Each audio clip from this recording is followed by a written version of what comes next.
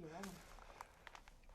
Today's June 30th, 2014. We're at the Atlanta History Center in Atlanta, Georgia. We're honored to have with us today Mr. Peter Manfre. Mr. Manfre is a veteran of the Vietnam War, and he's agreed to come in and tell us his story of his life and particularly of his experiences while he was in the military and while he was in Vietnam. My name is Joe Bruckner. I'm a volunteer with the History Center, and with us today is also Tony Hilliard, who is a volunteer at the History Center. Sue Verhoff is the senior archivist at the History Center, and we're really honored also to have Tiffany Manfre, who is Mr. Manfre's daughter, here. So it's always special when we've got family members that are here with us. What we're doing today is interviewing Mr. Manfre about his life and his military in connection with the Library of Congress Vietnam Veterans History Project.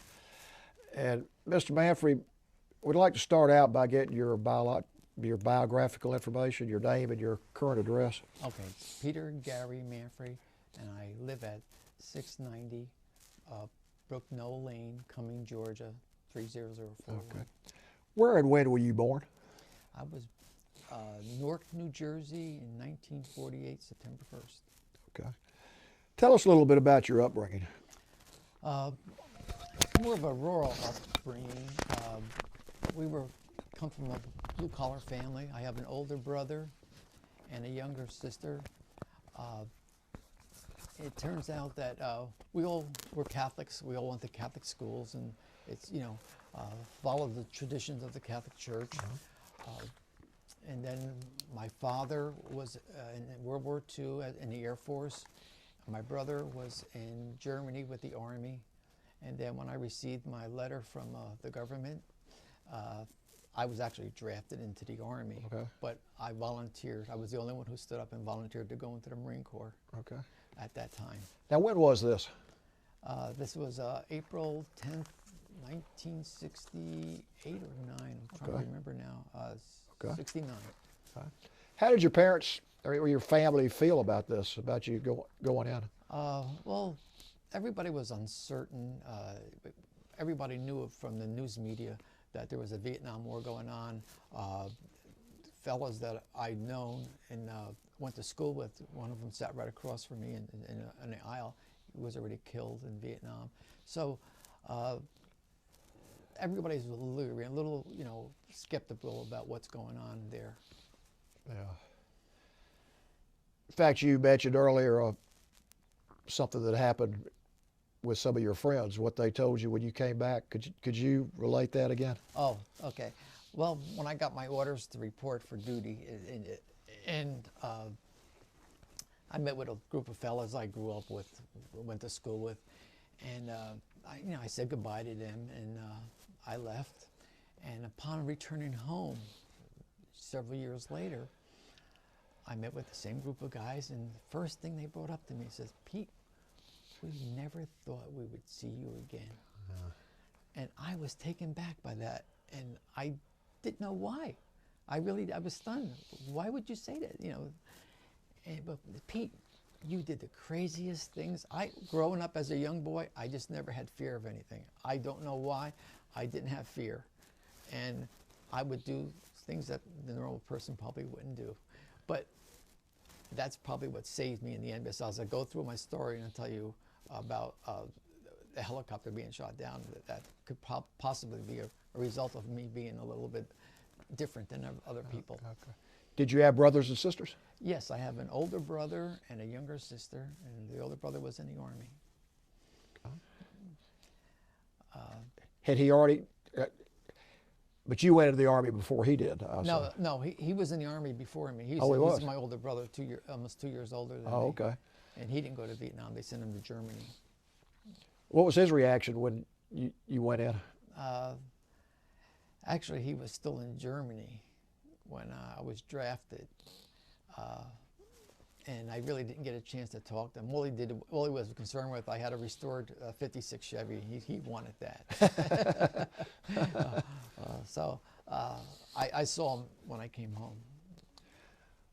Talk about your military training, where you went, what you did, any experiences you want to share. Okay. Well, as I said, I was drafted in April 10th, 1968, and I went to Parris Island. Very pleasant place. I don't know if anybody has been to Parris Island, but it's exceptionally. They do a good job there. That's all I can tell you is they mold the Marines to what they're supposed to be doing. They don't train you to really think. They train you to react. I think there was 123 or 125 of us that went to Parris Island in my platoon. And upon graduation, there was only 83 of us. Wow. They weeded out the fellows who just were considered non-hackers that couldn't handle it. But out of the 83 of us, the last day of graduation from Parris Island, our drill instructor, the DI, came in and gave us our statistics. He came out and he said, first of all, I want to let you know everybody here is going to Vietnam. And here's the latest statistics. This was at the time. I can't tell you, I don't have anything written. A good portion of us are going to be killed. A good portion of us are going to be ambulatory, be able to come home and walk on their own. Some would be hurt and couldn't walk home. Out of 83 of us, only 17 of us will be able to walk home with unscathed from any harm. Wow. Now, this is the drill instructor. Our first day in Parris Island, he said to us, from here on in, I'm going to be your mother, your father, your doctor, and your priest. And by the time each and every one of you leave here, if you don't hate my guts, I didn't do my job. Think about that. When you're 19 years old, here in Israel, you don't go anywhere. This is your home, and he has complete control over you. And I can honestly tell you, they did a good job. So you hated his guts by the time it was over? No, I respected him. In fact, actually, when I was in Vietnam, I saw him. Did you?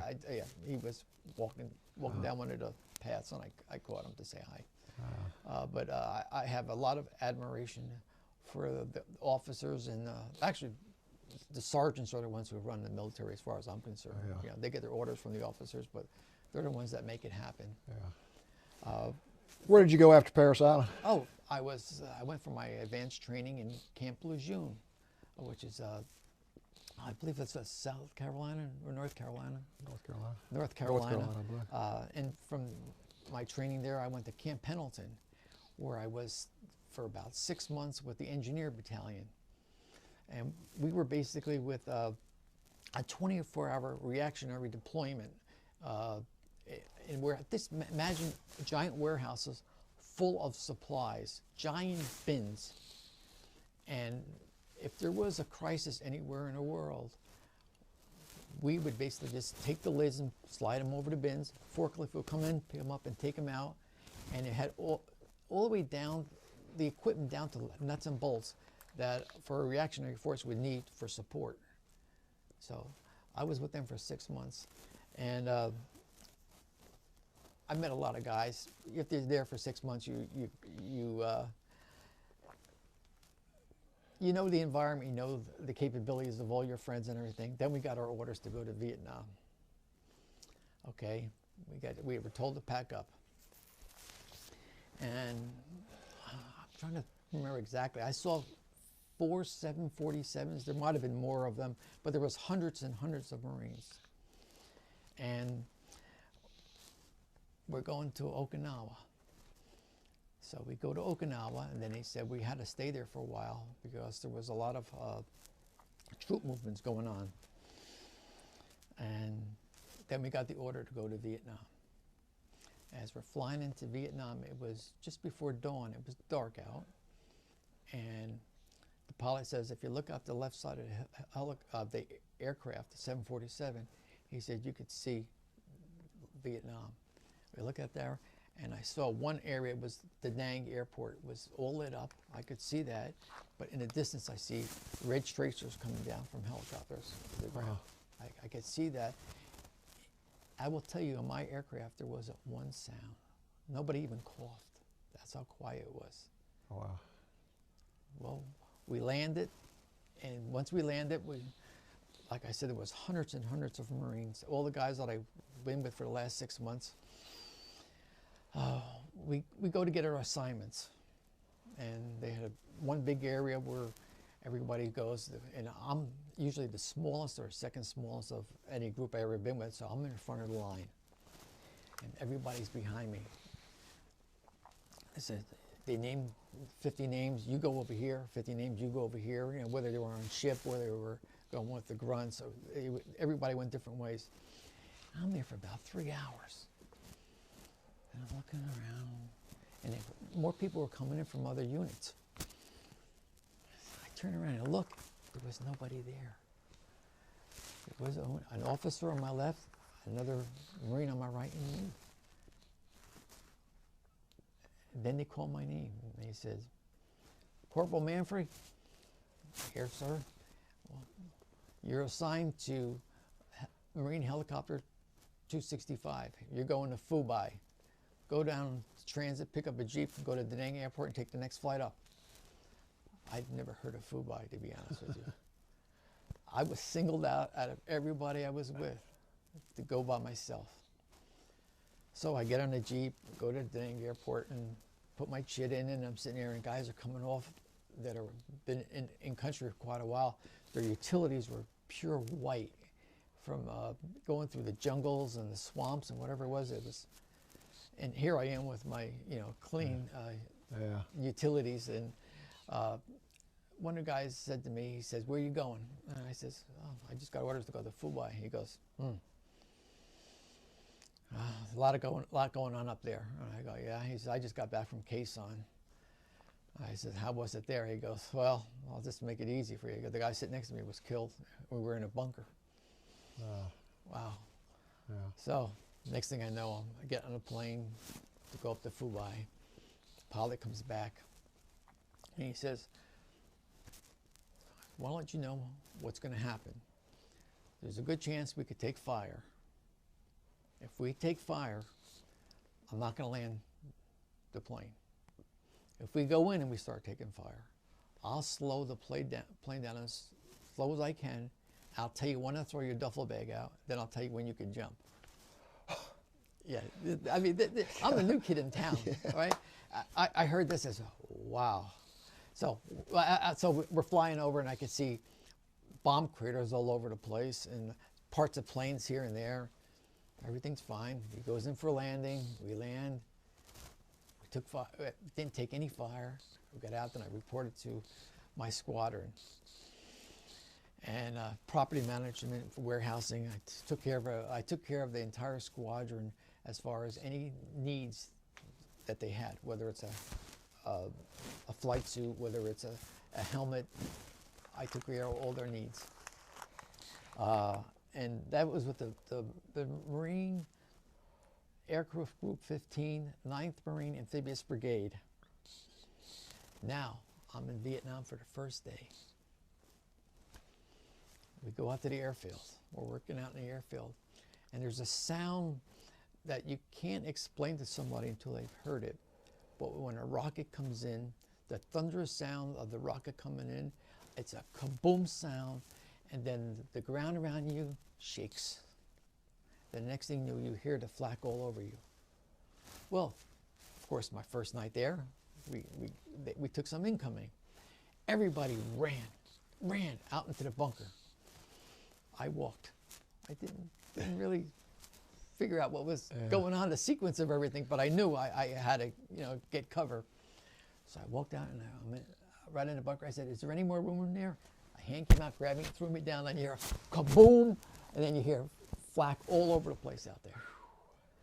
So I could have been injured my first day. That was my first day in Vietnam. I'm very lucky. I tell people to this day, you don't know this, but you're talking to one of the luckiest people you're ever going to meet in your life. And all through our training, they were looking for people to go into gunners for helicopters. Nobody volunteered when I was in States for that position.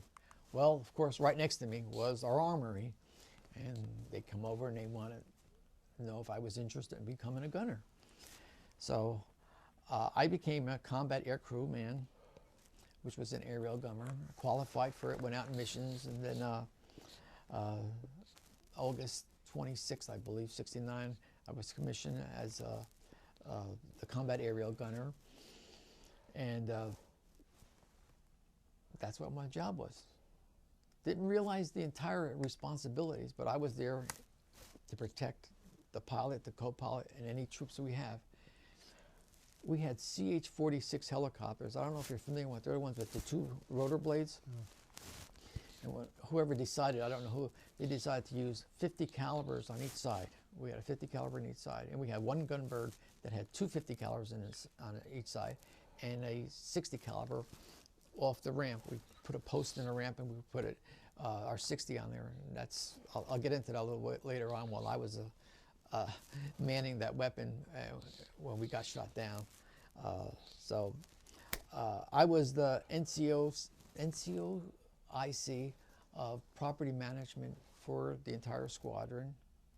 And while we were in Fubai for 3 months, we got orders to go aboard the USS Iwo Jima, LPH-2, for helicopters. I handled that entire embarkation deployment, and they wrote me up for a little meritorious mass for that, but it was nothing. I was just doing my job as far as I was concerned. I will go into something right now that I can talk about, have no problem talking about, but I got hurt when I was in Vietnam.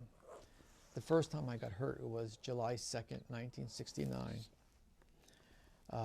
We were pulling into an LZ. When you go into an LZ, there's always communications with the ground. When was the last time they took fire? Do you have any movement? Lots of conversation going on. And I remember Bob, the pilot, says to me, "Pete, that's your side." And I says, "Okay, I got it." And as I went, no, I'm getting my, can we cut? Can we cut? I just told you about my second. Okay, we're running it. Okay, just to take that back a second, I have 2 Purple Hearts. I started telling you about my second Purple Heart, but my first Purple Heart is, we were going into an LZ, and when you go out with helicopters, you have 2 helicopters. You have a wingbird flies above you and direct your where you're supposed to be firing at the enemy, and then your lower helicopter, which I was in, that was our gunbird. And that day I was on the 60 caliber. I was on this, we called it the Stinger, that hung off the back of the helicopter. I was harnessed in, hanging off the helicopter. And we were exchanging rounds, and all of a sudden I noticed I come back in, and all of a sudden I'm hit with liquid, lots of acre. So I let the pilot know. I said, "Something's going on back here. I'm being drenched back here." He says, "I'll send the crew chief back there." Crew chief, next time he says, "I'm losing control. We're going down. Brace yourself." It happens so fast. I can't tell you how fast it happens. He says, "I'm going to try to bring you close to the beach as possible." Well, we had double rotors. Instead of going down, we went sideways. As we crashed into the beach, I had my 60 caliber on my shoulder. I can remember seeing the rotors hit the ground, breaking off. I did a complete tumble saw, and then I was knocked unconscious. When I woke up, I couldn't tell you if it was 10 minutes later, 20 minutes later, or 30 minutes later, but when I woke up,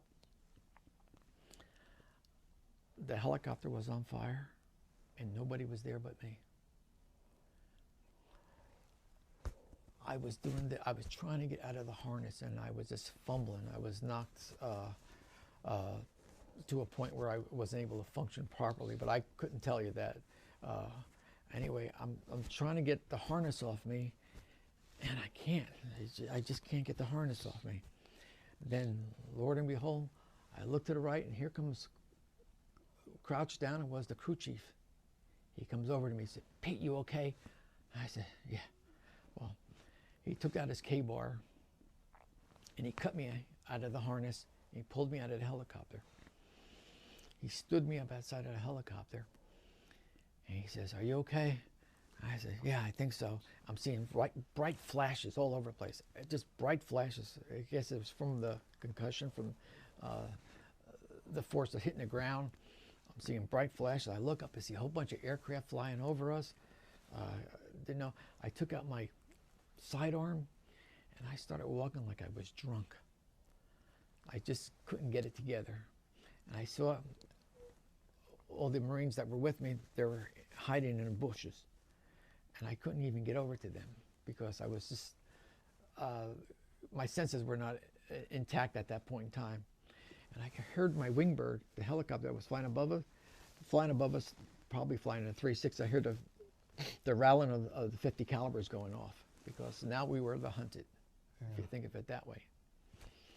Well, I don't have perception of time, but next thing I noticed, there was a grunt, a platoon of infantry grunt Marines came over to us, and they formed a 360, and somehow everything was secured, and our wingbird flew down to pick us up and took us back to the ship. And we get back to the ship, and I didn't realize this, but my helmet was cracked right down the middle. The helmet did what it was supposed to be doing. It protected my head, but even though I was knocked out, I'm still here. So I was very fortunate with that. Yeah. And they asked, anybody hurt? And of course, I was, I looked at my knees. Both of my knees were completely black and blue. Within a day, they were black and blue. So I guess it's from the force hitting the ground. And the rescue helicopter went out and picked up our stuff and brought it back. We don't like to leave anything out there. I remember one of the sergeants came in and he goes, "Pete, were you on a Stinger today?" I go, "Yeah." He goes, "How come you're still alive?" I says, "What are you talking about? How come you're still here?" Because, we had bullet bouncers. We wore bullet bouncers. What I used to do is used to sit on them a lot of times, so I didn't want to come off and the bullets going. I said, "What are you talking about?" He goes, "Where were you when a helicopter crashed?" I says, "I was laying down with my gun on my shoulder." He said, "We brought your gun back and it was like this. The barrel was like that." I said, "Wow." He says, "And the reason I'm asking you why you're still alive," he said, "you know where the gun mount you were sitting, that was between your legs?" "Yeah." He said, "That's where the bullets came up.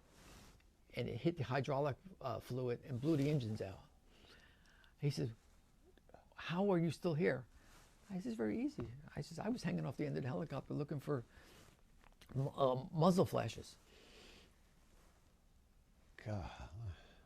Maybe that's part of me being not afraid of things when I was younger. If I was sitting down, I probably wouldn't be here today. Gee, wow. So that's the story of the first incidents where I received the Purple Heart. And, Please show us your Sure. Purple Heart. Okay. Yeah, you can see that. Got it, yeah. Okay. And if you know there's a star in it, and I'll go into the Yes. second one. Would you like me to go into Yes. the second one? Okay. Oh, by the way, the second Purple Heart, I wasn't even supposed to be on a flight that day. I was sleeping in my rack. It was my day off. I get waken up in the morning by a guy named Joe. He says, "Pete," he goes, "can you do me a favor?" I said, "Well," he goes, "I was out yesterday." He goes, "I am wiped. I am beat. Can you take my flight for me today?" I says, "Oh, okay." I said, I got all the information for him. I was on the Gunbird that day. Two 50 calibers on each side and a Stinger in the back and whatnot. So I was on a 50 caliber that day. We're going into an LZ. A lot of information's going back and forth. Last time you took fire, you had any movement? They had troop movement. They said, "There's something going on out there. We don't know what it is." Bob says to me, he says, "Pete, that's your side." I said, "Okay, Bob, I got it." I swing my 50 caliber around. And the only way I could explain this is if it's the force of a 3,000-pound steel door hitting you like that. I was on my back. Didn't know what happened. I was dazed. I looked down. Hanging out of my flight foot was my forearm muscle hanging out. Okay. Marine Corps were very good training. You never panic. Never panic. You could go into shock. I didn't panic. They started working on me, and then they started giving me needles in the legs. Okay, morphine, I guess it was. Next thing you know, they lift up my leg. And you know your foot is like this when you walk? Mm-hmm. They lift up my leg, and they took my boot off, and my foot fell completely backwards. Okay, I took a round, basically took off the back of my heel, my ankle. I remember saying, oh, shit. Oh. Anyway, I was okay. I was doing fine. It turns out the pilot was shot. I'm the gunner. I was shot. The co-pilot was brand new in country, and the crew chief. And the co-pilot decides to take us out, back out to the Iwo Jima, out to ship. Well, with the helicopter being shot up, it was quite a bumpy ride. Well, I'm laying on the floor, I'm going back and forth, having a hard time breathing, so I take my helmet and I take it off. Later on, I was told that I should have never done that. And the reason because if any bullet came in, the helmet could have deflected the bullet. But I was just having trouble breathing. Yeah. That was it. And we're flying out the ship. As we're flying out the ship, the helicopter is jumping up and down, up and down, up and down. I look outside of the portal, and I remember saying, oh, shit, we are flying just above the waves.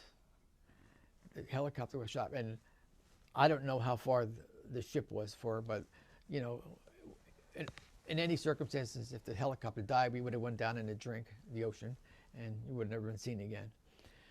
Well, anyway, we made it to ship, and the co-pilot's doing the banking coming in, and I look out, and that's when I said, oh, shit.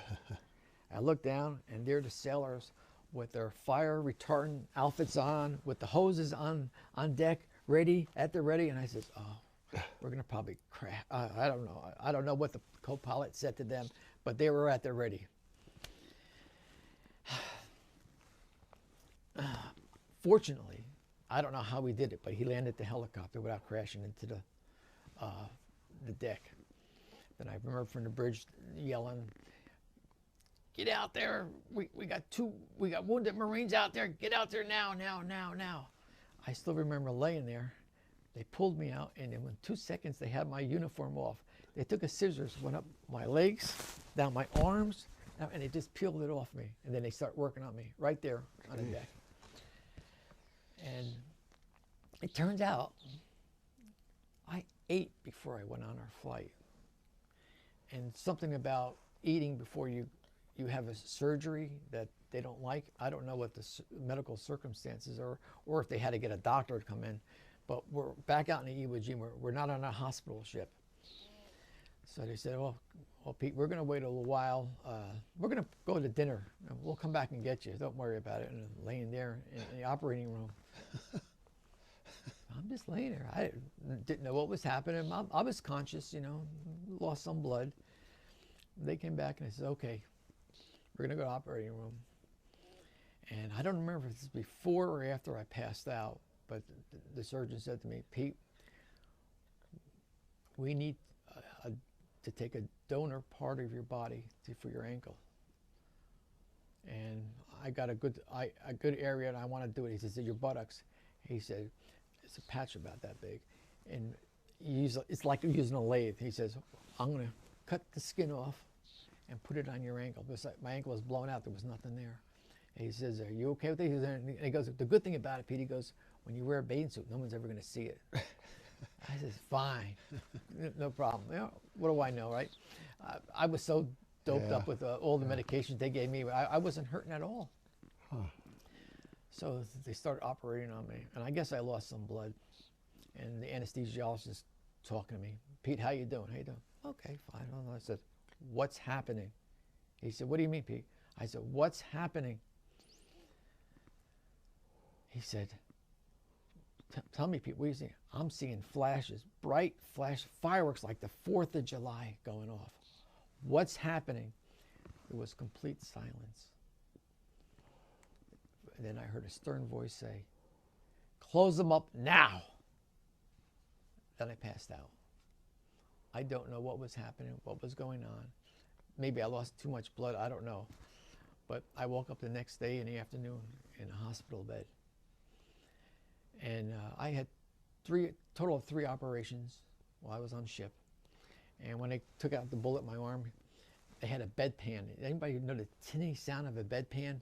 Well, he took the projectile out of my arm and he threw it in a bedpan. You hear, tsh. He goes, Pete, I got a souvenir for you to take home. Oh, okay, you know, like that. But that's what it was in the hospital. I was on ship for, I'd say at least a week, because they did 3 surgeries. And the hardest part of that was they had to take the stitches out of me. And that was probably the most pain I was ever in. Because at that time, they didn't give you an aspirin, a bufferin. They didn't give you anything to numb up the area. We had the hospital beds where you had the railings, the metal railings. Yeah. They came in, they said, Pete, we're going to take the stitch out. He said, I want you to hold on to the railings as tight as you can. Do you have anything to bite on? So what is, you know, like, I didn't know what he's really talking about. You need something to bite on. Well, all I could explain to you is, it felt like if you have an open cut, somebody put alcohol on an open cut every time they pull out a stitch. I don't know how many stitches I had on my ankle, but there had to be a lot. And every time they pulled a stitch out, I was in excruciating pain. Then we're done. They said, Pete, we're all done. I said, okay, yeah, you know, I was breathing heavily at the time. And I looked down, I said, I don't know if you guys noticed, but my t-shirt is completely soaking wet. So it had to be a while for them to take the stitches out, and I recovered from there. Can we cut for now? Yeah. I just want to get a drink of water. Okay, we're running. Just want to cover one of the areas that a soldier, I was 19 years old at the time, and believe me, to this day, I consider myself very lucky. I came home, I got married to a wonderful wife. I have 2 beautiful children, Adam and Tiffany. I'm probably the luckiest guy in the world, because I can say that. But when I was on ship, one of our land bases got hit really hard at night. And we lost a lot of Marines, a lot of Marines. We had mass for them on ship. And in mass, there was, several of the Marines were around me, and they were sobbing because the heavy loss we took a toll loss. And as mass is going on, I look down to my right on a ship. That's when they had the big freezer. And they were loading black body bags. You could see them loading a black body bag into their freezer. You know, I looked at that and I just turned away. And you're 19 years old. You're exposed to so many things that you never thought you would encounter in your life, but you accept it. This is part of what I'm here. The government sent me over here to help the South Vietnamese from being overtaken by the North Vietnamese, so they won't spread the communism, and that's what we're here for. So when I went over to Vietnam, I want to step back a little bit. There was a lot of negative PR. There were draft dodgers, burning of your draft cards, conscientious objectors. People were going to Canada. When I got drafted, those thoughts never even came into my mind. I don't consider our family as a military family, but we certainly were for that time. But the media, we did not have any friends in the press at that time. Because to me, they said it was a conflict, but to me it was a real war. And to this day, we should hold the media accountable for the reputation they gave the Vietnam veteran soldier, because that was totally unjust, what they did to us. Part of that is we had limited warfare. I can remember going into our squad briefings before we go out. We're told, okay, you cannot fire at the enemy if you take fire if they're anywhere around civilians. We're supposed to fight a war on defense. If where you're taking fire from is anywhere away from them, you can return fire. That's what we were told. Our leadership, military leadership, all I can say is all they were doing is body counts. Every day you would hear body counts, body counts, body counts. We probably wiped out a good portion of the Vietnamese people. But as far as I felt, our government, the leadership of our government at that time was out of touch what was going on in the war and their commitment to the soldiers over there. Because you can't fight a war on defense. I don't care what anybody said, but that is just my personal opinion. And the price we pay for freedom should not be taken for granted. Well, it's important that you deliver that message because you were there and you saw it. Yes, I saw a lot of things. And being over in Vietnam, I wouldn't, please forgive me for saying this, but I wouldn't recommend everybody go to war. I do believe our young men should go into service, and they learn how to take care of themselves. They learn how society works and so forth. But to go to war, I think you have to be a special breed of people to do that. I was with some guys that were, all I can say is that I'm glad they were with me, but I'm glad. All I can say is I'm here today, and I'm really glad for that. Now, I'm going to go into something right now that I want to talk about. After being shot, I was medevaced back to the United States. Well, I went from Japan to Guam. Then they flew us into California, Washington, D.C., and I finally wound up in McGuire Air Force Base. I lived in New Jersey, so McGuire was the closest base for me. And they signed me to Philadelphia Naval Hospital. And this is in the 60s. And I want to compliment the military doctors that they have. A doctor came to see me every day of the week for approximately 1 year. Wow. I was not neglected in any way, shape, or form. They were there for you. And where I was in the hospital right next door was where all the amputees were. And all I can say is they were actually wonderful. Well, after being in hospital for almost a year, they decided that they were going to put me on temporary disability, send me home.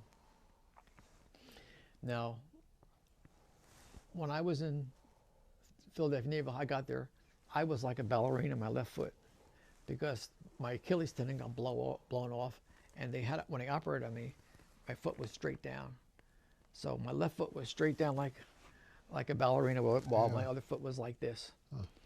And their objective was to get me to walk again and use my right hand. Well, I still use my right hand, it's still good. But one of the things they did is they would get a pail of hot water and another pail next to it with ice in it, ice cubes. They were messing with your senses. I would put my left foot in the cold water as long as I could take it, pull it out, put it in the hot water. Then pull it out. Then with crutches, I was trying to walk. The objective was to get my foot back into the normal walking position. And they did it. It took almost a year, but we did it. And my podiatrist couldn't believe how they did it. He said, well, didn't they give you anything to, deaden the pain or anything? I said, no. They didn't have anything like that at the time, as far as I knew. But as far as the care that the military has given me, I can't say enough about them. Now I go home, I get a letter very shortly after from the government saying, we've determined that you are okay now, and if you disagree with us, you have to write a rebuttal in to the, I think somewhere in the military, I forget where it was, I think it was a Navy headquarters. Anyway, I can't even get a shoe on my foot at this point in time. Yeah. How can they say that? They didn't call me in for a physical or anything. This is where the Vietnam veteran didn't get any respect from our government. This is the point I want to make. Yeah. So I wrote the rebuttal in, and I said, well, I can't even get a shoe on my foot at this time. I don't know what you're talking about, but yeah. So my father drove me, took off a day from work. He drove me down to Bethesda Naval Hospital, and we had a hearing. They assigned an attorney, a military attorney to me, came out. He was with me for 5-10 minutes the most. Okay, I got it, don't worry about it. Then I went before the board, and the board were absolutely wonderful to work with. They wanted to see your wounds, and they want to see everything. And you know, they had these giant, I'm calling them Bibles, flipping the pages. Okay, he comes under this one. The categories that you fall under, because I had multiple gunshot wounds. And I remember a colonel for the Marine Corps was on the panel. He goes, "Isn't there anything else we can do for him?" And you're like, wow, somebody's looking out for me. And I didn't realize that when I was there. Well, subsequently, they put me on permanent disability. I could not perform the duties of my pay grade. And I was retired on June 1st, 1972.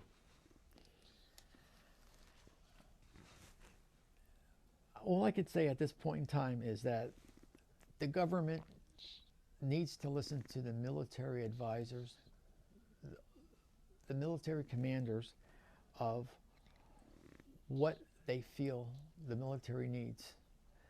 Right now we're hearing a lot about the VA. I have nothing but wonderful things to say about the VA as far as the care I'm getting. Yeah, it's hard to get through the lines, but once you get through the lines, they do take care of you. And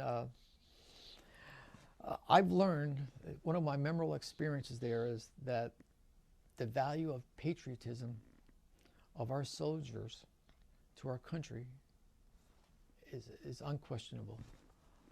And that's where I could say, can we cut here? We're running. Okay. Once you got out of the military and you go back to civilian life, did you have any issues with post-traumatic stress syndrome at all? No, I didn't, because I felt I should be productive in society. I worked for AT&T for 26 years. I'm with IBM right now for 15 years. I was doing well. But in 2003, I had an episode. Something happened to me. I had problems with the retina in my eye, and no one knew what was going on with me. Bright flashing lights all the time, bright flashing lights. And I wound up at the VA, and they pulled me out of work. And they said, "No, we got to find out what's going on with you." And the counselor at the VA was so good. She related back to when I was shot down and crashed in Vietnam, the bright flashes that I was seeing. I was encountering the same thing again. And I was doing flashbacks, apparently. I didn't know this until she told me that, you know. But I mean, the VA is there to help you, and it was wonderful. So I went for the counseling. They said, well, you had a head injury, and usually when you had traumatic head injuries, we associate that with PTSD. And I said, well, what are you talking about?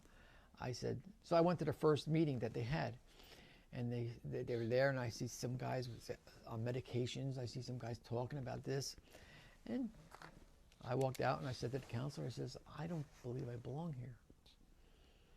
She said, why would you say that? I said, because I don't have any of the symptoms these guys have. They can't sleep at night. The guys are on medication. I don't have that. It turned out I compartmentalized everything and put it up here. So I knew something happened, and I didn't want to think about it, so I know it couldn't hurt me. Well, the VA did a wonderful job, because this counselor called one of the doctors over, and she says, Mr. Manfre doesn't believe he belongs here. You know, here I am denying myself of earned benefits for a claim or anything. I was being honest. She said, Mr. Manfre, may I ask you 3 questions? She asked me 3 questions. I answered them honestly. Then she says, Mr. Manfre, you belong here. I'll just tell you the first question that she asked me. She says, when was the last time you went to a restaurant by yourself and you sat in the middle of the floor? In the middle of the floor? Yes, she says, where people can walk around you. I says, I don't ever recall doing that. I says, I went to McDonald's last week by myself. She goes, where did you sit? I says, I sat with my back against the wall right by the door. Gosh. she asked me several of these pointed questions. You know, they knew their business. Yeah. Well, anyway, turned out I had PTSD, but not the same symptoms everybody else had. And they related to, you know, to the trauma. And how many years after this, after you were in Vietnam, did this occur? This happened, oh gosh, 5 years ago. Okay.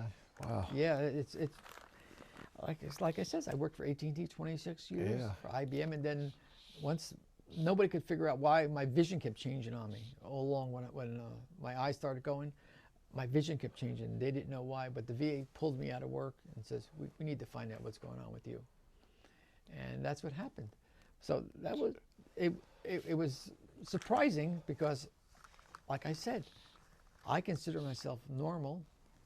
I don't have all these problems. Yes, I went through a lot, but I've always been able to handle things. And we have a saying, and those of you that are in the Atlanta Vietnam Veterans Business Association, oh, by the way, I am a life member of 8 services that support our veterans, a life member, and I'm a member of 2 other ones. So a total of 10 that I work on to support. You know, from the American Legion, AVVBA, Military Guard of the Purple Heart, and the list goes on. I just try my best to help them out. Well, that's wonderful that you do that. You should be proud of that. Oh, thank you. Okay. We have a saying in the Atlanta Vietnam. One of the guys has said that never again shall a generation of veterans forget another. Yeah. Well, we will make sure our soldiers are recognized for their patriotism to the country. And nobody ever talks about this, but a great deal of appreciation I give to the caregivers who take care of our wounded veterans.